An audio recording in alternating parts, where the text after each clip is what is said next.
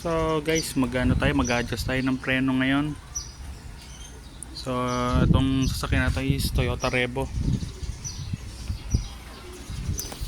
Okay, mag-adjust tayo.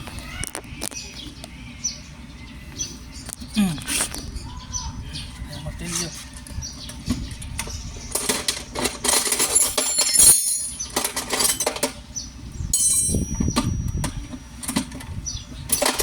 Kailangan ng matilyo tsaka screw. Ayun, nakatilis na yung handbrake. Palu-paluin. Bok!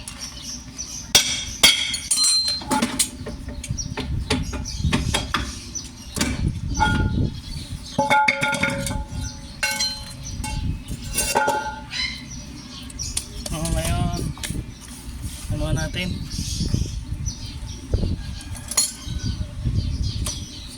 Ga-adjust lang tayo.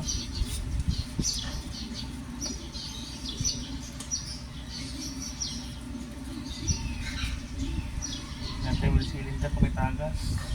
Wala. Check ng wheel cylinder. Dito lang. Silipin mo lang yung ano. Wala. So ngayon sa pag-a-adjust, meron siya dito ang ngipin. Naligatikin muna natin 5. Isa, 2, 3, 4, 5. Ayan yan.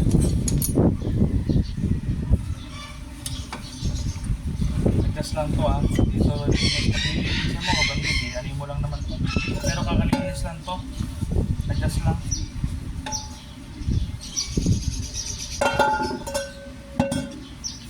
Kaya pagpasok smooth.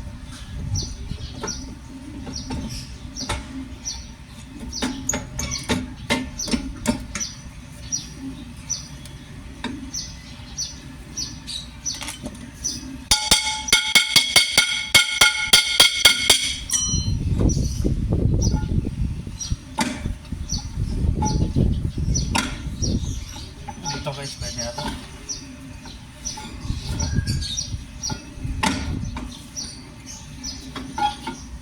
Ayan, pwede na yan. Yung mga adjust lang. Pag bago pa yan, bagong replace din yung drum. Bagong pan lang din yung, yung brake shoe.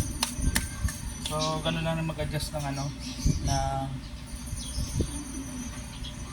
preno sa likod. Tsaka apektado yun sa sa handbrake dito. So bibilangin mo kung ilan na lagitik. 2, 3, 4, 5. Naging 5 na siya. So nakaraan naging siya na 10. So mas maganda, mas mababa kung mga 5, 6. Ayan, okay yan. Mag-adjust pa tayo sa kabila. So yun lamang. Yan. Ganun lang kasimple. Pagka maglilinis ng brake shoe, lilihain lang naman yun. Pagliya, tapos ng paintbrush, o kaya kung may pangbuka kayo ng hangin, compressor, yun lang naman yun. Yung dumi.